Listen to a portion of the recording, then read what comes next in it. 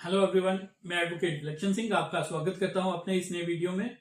इस वीडियो की शुरुआत से पहले मैं आप सबको नए वर्ष की शुभकामनाएं देता हूं। नया वर्ष आप सबके लिए मंगल में हो। तो जो टॉपिक मैं आपके साथ आज डिस्कस करने जा रहा हूं वो रिलेटेड है विल डीड से। हम इस वीडियो में जानेंगे कि क्या विल डीड के बेसिस पे म्यूटेशन चढ़ सकती है या नहीं, इंतकाल चढ़ सकता है या नहीं, और अगर चढ़ सकता है तो किन कंडीशन में वो चढ़ सकता है, किन कंडीशंस में विल डीड के बेसिस पे आपका इंतकाल नहीं चलेगा, आपको सिविल कोर्ट में पहले जाना पड़ेगा। तो इस वीडियो में पूरा बने रहिए ताकि आपको पता चले कि किन किन सिनेरियोस में बिना सिविल कोर्ट में जाए भी आपकी विल डीड के बेसिस पे ही म्यूटेशन चढ़ सकती है। तो इसमें हम डिस्कस करेंगे सुप्रीम कोर्ट का एक रिसेंट केस जिसका टाइटल है ताराचंद्रा वर्सेस भंवरलाल एंड अनदर, और इसकी साइटेशन है 225 INSC 1485। तो इस केस के जो फैक्ट्स है, इसमें जो ताराचंद थे इनके नाम पे एक विल डीड थी। विल डीड के बेसिस पे इनको कुछ प्रॉपर्टी के मालिकाना हक मिले थे, और ये विल डीड जो थी एक रोडीलाल थे, उन्होंने एग्जीक्यूट की थी। अब फैक्ट्स इस केस के ये थे कि रोडीलाल का कोई लीगल हेयर नहीं था। ये ताराचंद जाते हैं रेवेन्यू अथॉरिटीज के पास और अपनी विल डीड पेश करते हैं, और रजिस्टर्ड विल डीड थी इनकी, और विल डीड के बेसिस पे उनके नाम पे वो प्रॉपर्टी म्यूटेट हो जाती है। म्यूटेशन जो है ताराचंद्रा के नाम पे चढ़ जाती है।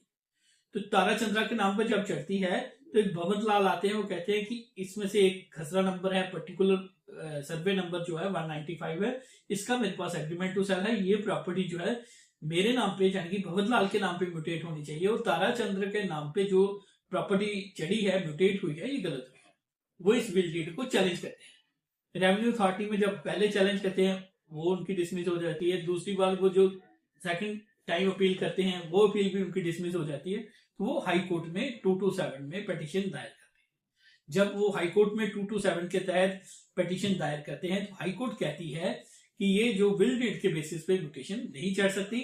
वो जो ताराचंद्रा के हक में जो ऑर्डर था म्यूटेशन चढ़ने का उसको खत्म कर देते हैं, सेटिसाइड कर देते हैं, और ये डायरेक्शन देती है हाई कोर्ट कि ये जो विल डीड है या तो जो रोडीलाल था उनके लीगल हेयर जो है उनके नाम पे प्रॉपर्टी म्यूटेट की जाए।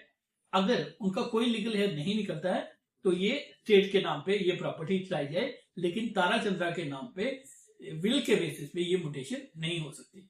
अब ताराचंद्रा जो थे, जो लगातार नीचे से जीत रहे थे, एग्रीव्ड हो गए इस ऑर्डर से, और हाई कोर्ट के इस ऑर्डर को उन्होंने सुप्रीम कोर्ट में चैलेंज किया। अब सुप्रीम कोर्ट में ये इशू आया कि क्या विल डीड के बेस पे म्यूटेशन हो सकती है या नहीं हो सकती।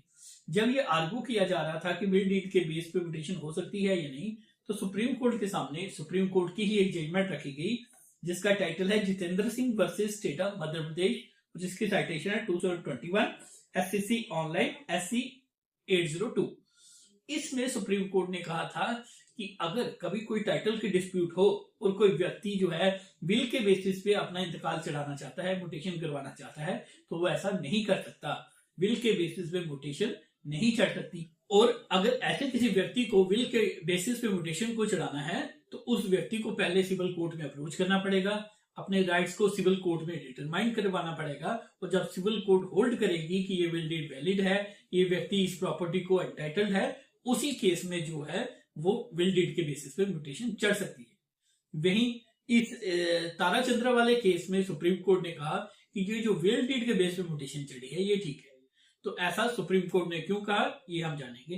तो सुप्रीम कोर्ट ने जो इसमें डिस्टिंग्विशिंग फैक्टर्स देखे वो ये फैक्टर्स थे, जो रोडीलाल थे, रोडीलाल ने जिन्होंने विल को एग्जीक्यूट किया था उनका कोई भी लीगल हेयर नहीं था।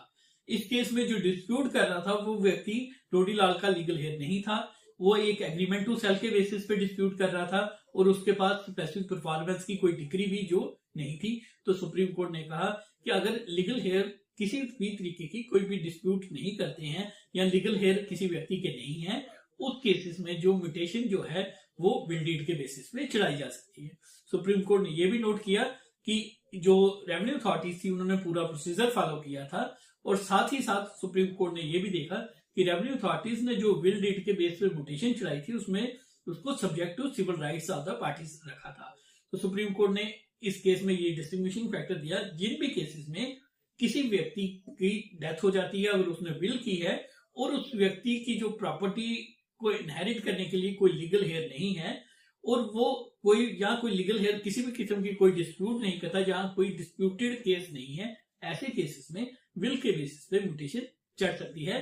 तो सुप्रीम कोर्ट ने ये होल्ड कर दिया कि जहां किसी भी व्यक्ति का कोई लीगल हेयर नहीं है और यहाँ लीगल हेयर की तरफ से कोई डिस्प्यूट नहीं है, उस केसेस में म्यूटेशन जो है विल डीड के बेसिस पे चढ़ाई जा सकती है।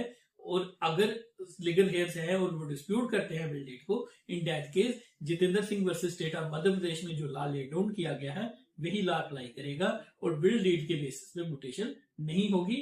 लेकिन अगर विल डीड के बेसिस पे म्यूटेशन हो भी जाती है तो इससे किसी व्यक्ति को कोई मालिकाना हक नहीं मिलता है। म्यूटेशन जो है फिजिकल एंट्री है।